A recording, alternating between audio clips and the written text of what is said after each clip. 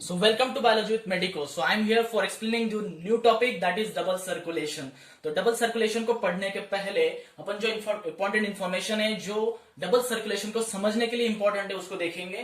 तो blood flow को देखेंगे। ब्लड फ्लो जो होता है एक फिक्स रूट में स्ट्रिक्टली फ्लो करता है। ठीक है, ब्लड जो होता है किसी फिक्स रूट में स्ट्रिक्टली फ्लो करता है। किसके थ्रू? तो ब्लड वेसल्स के थ्रू, जिसको हम आर्टरीज या फिर वेन्स बोलते हैं। ब्लड वेसल्स क्या होते हैं? आर्टरीज होते हैं या फिर वेन्स होते हैं।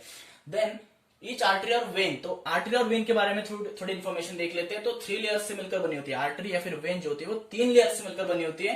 Tunica externa, tunica media, tunica intima. Tunica externa बाहर वाली लेयर होती है। मिडल लेयर जो होती है उसको बोलते हैं ट्यूनिका मीडिया, और जो सबसे अंदर वाली लेयर होती है उसको बोलते हैं ट्यूनिका इंटीमा। तो इन तीनों लेयर से मिलकर बनती है आर्टरी या फिर वेन। तो ट्यूनिका, आर्टरी और वेन दोनों में जो ट्यूनिका, जो तीनों लेयर होती है सेम मटेरियल से मिलकर बनती है।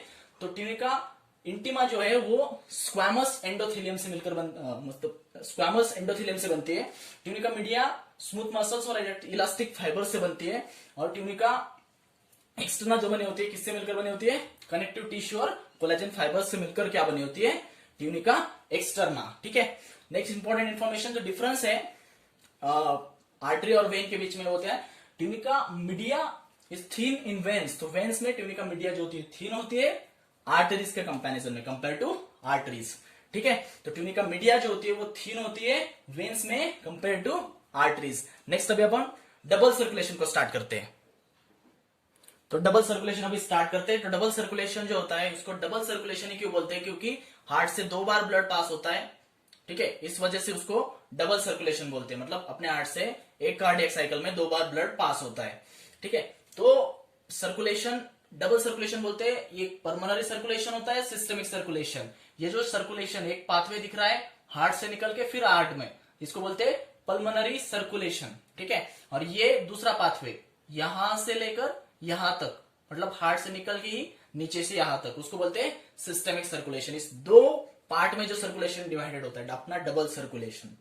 तो अभी देखेंगे, डायग्राम देखेंगे, बाद में उसका मैकेनिज्म क्या क्या होता है, कहां पर ब्लड कहां से जाता है वो भी बाद में डिस्कस करेंगे। पहले डायग्राम से समझ लेते हैं। तो यहां पे पल्मोनरी आर्टरी होती है। ठीक है, फिर आर्टेरियोल्स, फिर वेन्यूल्स, फिर पल्मोनरी वेन, और उसके थ्रू हार्ट में फिर से ब्लड पास होता है। तो इसको बोलते हैं पल्मोनरी सर्कुलेशन। और जो सिस्टमिक सर्कुलेशन होता है यहां से मतलब एओर्टा से निकलता है, एट्रियम से ब्लड निकल के एओर्टा से पास होके फिर यहाँ पे क्या होंगे? वेन्यूल्स, आर्टेरियोल्स वगैरह, मतलब ये नेटवर्क होगा यहां से फिर वेना कैवा। ठीक है, और वेना कैवा से थ्रू बाद में हार्ट में। ठीक है, तो ये जो पाथवे है उसको बोलते हैं systemic circulation. Dorsal aorta, vena cava.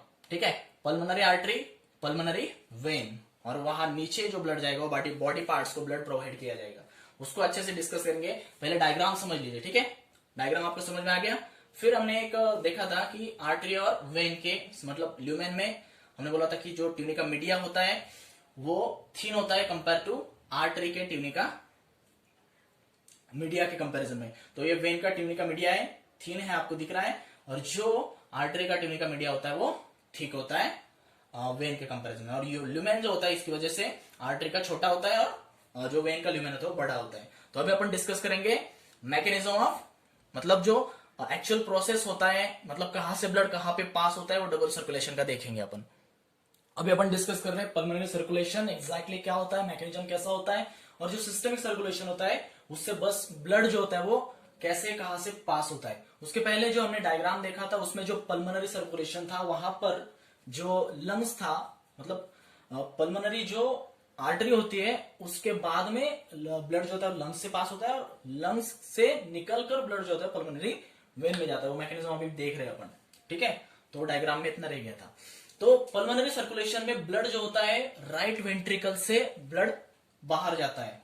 ठीक है, और राइट वेंट्रिकल से निकलने के बाद जो मतलब जो निकलता है वो ब्लड कैसा होता है? डीऑक्सीजनेटेड होता है, मतलब वहां पे ऑक्सीजन प्रेजेंट नहीं होता है उस ब्लड के अंदर। ठीक है, वो डीऑक्सीजनेटेड ब्लड पास किसके थ्रू होता है? राइट वेंट्रिकल से निकल के पल्मोनरी आर्टरी के थ्रू पास होता है, और पल्मोनरी आर्टरी के थ्रू वो ब्लड जाता है लंग्स के अंदर। और लंग्स के अंदर क्या होता है? उसके अंदर ऑक्सीजन मिक्स होता है, मतलब ऑक्सीजनेशन होता है ब्लड का।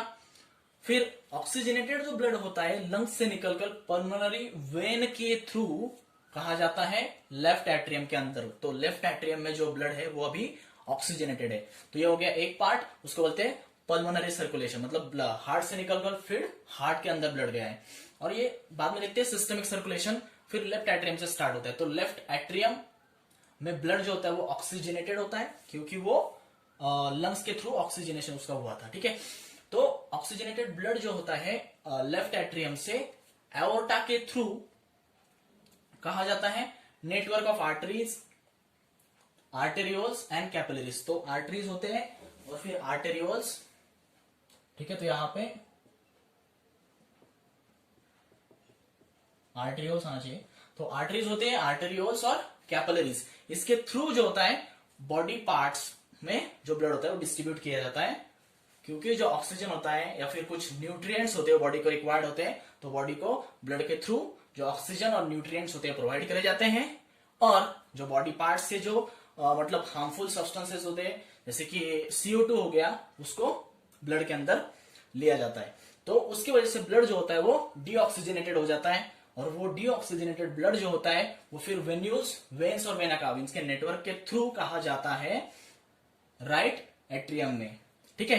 और राइट एट्रियम में पहुंच गया ब्लड कैसा होता है डीऑक्सीजनेटेड। फिर वो डीऑक्सीजनेटेड ब्लड पल्मोनरी आर्टरी में, फिर लंग्स के अंदर, लंग्स में ऑक्सीजनेशन होगा, फिर पल्मोनरी वेन, फिर लेफ्ट एट्रियम, फिर लेफ्ट एट्रियम में कैसा होगा ऑक्सीजनेटेड ब्लड। फिर ये ऐसे करके साइकिल कंटिन्यूअसली चलती रहेगी, और जो कि ब्लड एक कार्डियक साइकिल में 2 बार, मतलब सिस्टमिक सर्कुलेशन और पल्मोनरी सर्कुलेशन दोनों को मिलाकर बोलते हैं कार्डियक साइकिल, एक फॉर्म होती है दोनों से।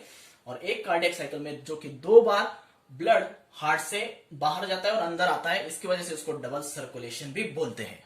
जल्दी से जल्दी लाइक कर दीजिए, कमेंट कर दीजिए और बहुत सारे लोगों को शेयर कर दीजिए। और अगले वीडियो का नोटिफिकेशन पाने के लिए सब्सक्राइब भी कर लीजिए इस चैनल को, और नोटिफिकेशन का बेल आइकॉन का जो बटन है वो दबाना ना भूलें गाइस। और अगर आपको आगे कोई क्वेरीज आ रही है या फिर कोई डाउट्स आ रहे हैं एग्ज़ाम से रिलेटेड, बायोलॉजी से रिलेटेड या पूरा नीट से रिलेटेड, तो आप अपना टेलीग्राम चैनल है उसको ज्वाइन कर लो। उसका नाम है बायोलॉजी विथ मेडिको गाइस, और उसका लिंक मैं डिस्क्रिप्शन में दे रहा हूँ गाइस आपको। So thank you.